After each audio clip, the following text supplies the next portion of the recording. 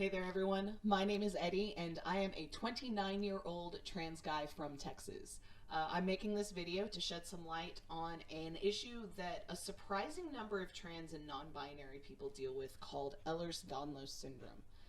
Now, that's a bit of a mouthful, right? I'll call it EDS for short from here on out.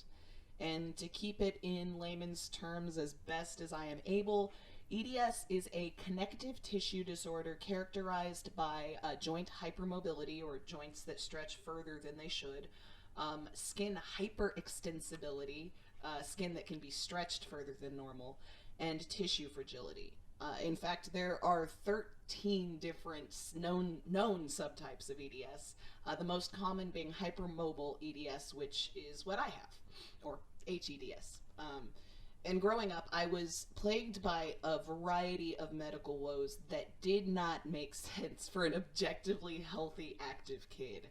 I rolled my ankles often enough that I would be unable to walk for days at a time. I was constantly covered in the most inexplicable bruises, and despite playing 5 different sports, I had really poor muscle tone. I was unnaturally tired a lot, and I had dizzy spells when standing up too fast that sometimes resulted in fainting. In middle school, the peroneal tendons in both of my ankles wore through completely due to rolling them too many times. I had to go through months of physical therapy, and I had an ankle specialist tell me, in no uncertain terms, that I would need surgery or mobility assistance by the time I was 40 to be able to walk. In college, I was diagnosed with degenerative discs in my lower spine, and the doctor who read my MRIs was so startled to see the extent of my damage that he described me as having the back of a 40-year-old at 20 years old. Great. And he couldn't understand why. There was no explanation that made sense. And, well, EDS explains it, but it's such a rare disorder that a lot of doctors don't recognize it or the symptoms. And for me, finally realizing that what I was experiencing was HEDS was like the puzzle pieces falling into place after so many years of feeling frustration and confusion with my own perceived inadequacies. While there's no cure for HEDS, at least it allows me to understand my own limitations and be kinder to myself when I need to take a break or wear an ankle brace or ice my joints. It doesn't make the physical pain from hyperextending my joints for years any better, but knowing is always better. So, why am I talking about this now? Well, EDS has now made it so that I cannot wear my binder. At all.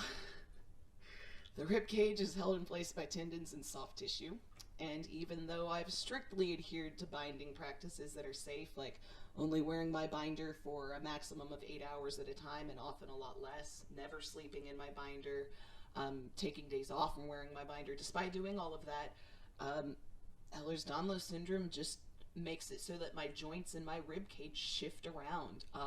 I'm dealing with a fractured rib and widespread costochondritis right now. And costochondritis is inflammation of the tendons and soft tissue. And y'all, it's painful. It hurts. It's been about 2 weeks and I'm doing better. But there were a couple days right after, I guess fracturing the rib and then everything getting inflamed where I was in a deep depression. And not mostly because of the physical pain, mostly because of the psychological pain of knowing that I can't bind anymore. My chest is the #1 source of my dysphoria, or my extreme discomfort with my body. There's a picture of me that I took moments after putting on my binder for the first time. And in it, I am literally weeping with euphoria and joy at seeing my chest flat, as I know it should be. Now I stare at my binders with despair and temptation, wanting so desperately to see my chest as I know it should be, to see my true self in the mirror again. I made a post about being unable to bind and included a picture of me with my natural chest, like it is now. And in it, I talked about my EDS, and I was absolutely blown away by the outpouring of love and support, and most of all, solidarity from other people who can't bind due to health reasons. There are so many of us, y'all. I was moved to tears, and I'm so moved now just thinking about it, knowing that I'm not alone, knowing that there are other people fighting similar battles as me all over the world. It gives me more courage and strength than I knew I was capable of. There are people who have anxiety, for whom binding can cause panic attacks. There are people with asthma, people with scoliosis, people with gastrointestinal issues, people with fibromyalgia, and yes, people with Ehlers-Danlos Syndrome. None of us are any less valid in our gender identity because of the medical issues we face, because of the reasons we can't bind. However, for posting that picture, especially on Instagram, I was called a trender. I was called a fake. I was told that my dysphoria wasn't real, that I was giving trans people a bad name, that I was hurting trans people. I utterly reject that. Gender identities do not need to be defined by suffering.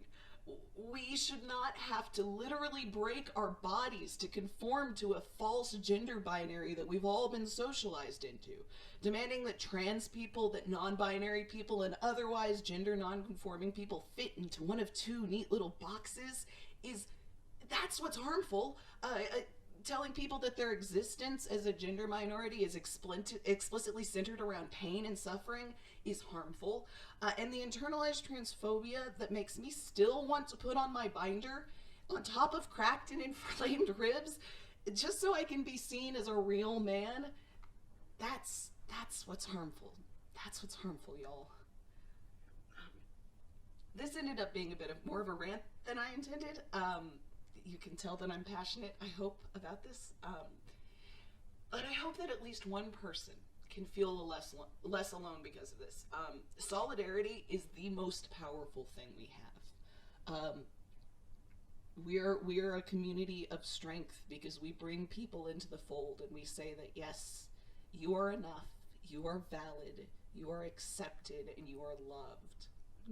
Until you give us a reason not to. No matter where you are in your transition, no matter your access to hormones, your ability to take hormones, your access to surgery, your desire for surgery, your willingness or ability to tuck or bind, none of that makes you your gender identity. Only your own knowledge of your deepest, truest self can do that. Nobody can take that away from you. Nobody can define that away from you. And I, for one, will respect the hell out of you and your gender identity. Full stop. So thank you for checking out my very ranty video. If you enjoyed it, do please click like or love. If you're on YouTube, subscribe, ring the notification bell. You won't see my videos unless you do. YouTube's a little jerk face about not telling people when I post videos unless you ring that bell. Oh, yay, voice cracks. If you'd really like to support me, you can head on over to my Patreon, patreon.com/transboyeddie. Support my channel for as little as $1 a month. You get some cool bonuses and stuff. And I have to give an extra special big thank you to my patrons Belly Nips, Ignatius Bug, and Joseph Tardy. I literally could not do this without y'all. And again, just, try and be kind to yourself. The world can be so cruel. You don't deserve it. You don't deserve it from inside. I love y'all. Be well.